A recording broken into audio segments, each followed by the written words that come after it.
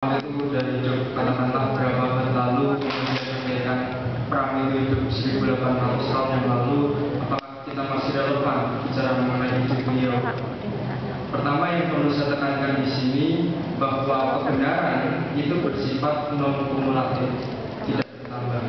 Sedangkan kemajuan itu bersifat kumulatif, bertambah. Kebenaran yang sifatnya tidak bertambah seperti sampai sekarang. Ketika kita bicara etika, buktinya kita masih mengacu pada etika buatan Plato atau Aristoteles yang hidup ribuan tahun lalu. Kita masih bisa menerima kebijaksanaan Nabi Isa atau seni musik Beethoven yang sudah berapa tahun dia meninggal. Dan ini bukti bahwa kebenaran bersifat non kumulatif, tidak bertambah. Jadi ide-ide pemikiran itu bicara masalah relevansi, ada juga relevansinya, ada juga tidak, tergantung kontekstualisasi nanti seperti apa. Sedangkan kemajuan itu bersifat akumulatif, bertambah. Contohnya sekarang kita tidak lagi menggunakan konsep termodinamika dari Aristoteles. Kita sudah tidak bisa menggunakan mobil model T dari Ford. Kita tidak bisa menggunakan konsep kedokteran dari Ibnu Sina. Karena ini kemajuan, sifatnya bertambah. Bicara masalah sosiolog Indonesia, Misterius, sebetulnya banyak sekali pemikir asal Indonesia, cuma sayangnya kurang ditindaklanjuti oleh pemerintah.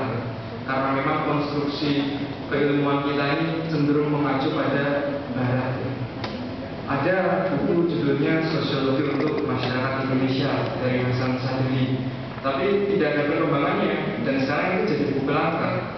Dan kemarin ada inisiatif baik dari jurusan sosiologi kerjasama dengan National University of Singapore ya, untuk mengangkat tokoh-tokoh Indonesia yang orisinal, yang dia punya pemikiran sendiri, seperti Kunto Wijoyo dengan ilmu sosial progresif, atau Hidayat Nata Atmaja dengan ekonomi zikirnya. Saya berzikir maka saya ada, dikaitkan dengan konsep ekonomi sosial politik.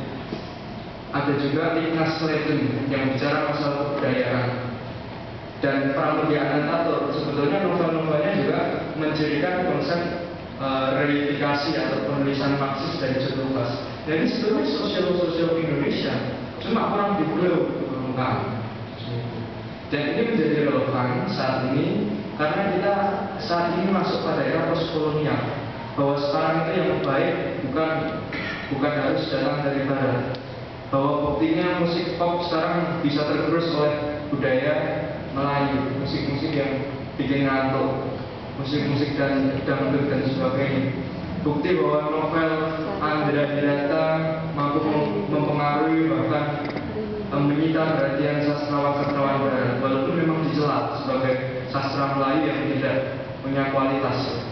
Tapi ini bukti bahwa sebetulnya kita punya pemikiran yang orisinal dan tinggal dikembangkan lebih jauh.